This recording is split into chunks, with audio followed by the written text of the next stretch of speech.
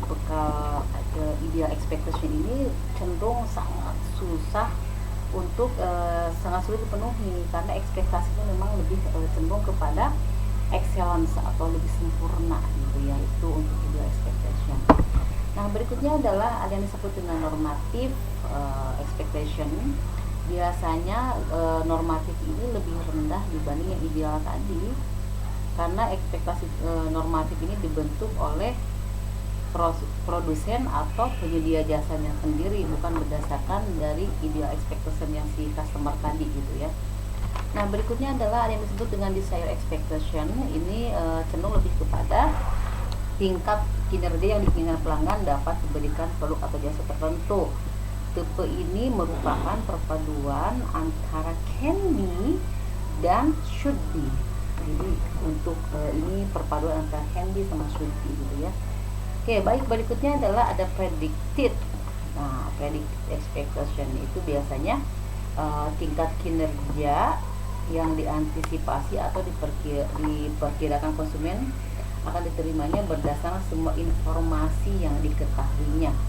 Nah, untuk yang predicted ini biasanya standarnya dia akan melihat berdasarkan daripada pengalaman masa lalu, misalkan dalam mengkonsumsi sebuah produk seperti itu ya. Nah, berikutnya kita masuk kepada deceptive expectation. Untuk deceptive expectation ini adalah biasanya evaluasi subjektif konsumen terhadap investasi produknya. Jadi untuk yang deceptive ini ya. Nah, sekarang kita masuk kepada adequate expectation, atau bisa juga bahasa simpelnya ya minimum tolerable expectation, yaitu tingkat kinerja terendah yang bisa diterima atau ditolerir oleh si konsumen gitu ya.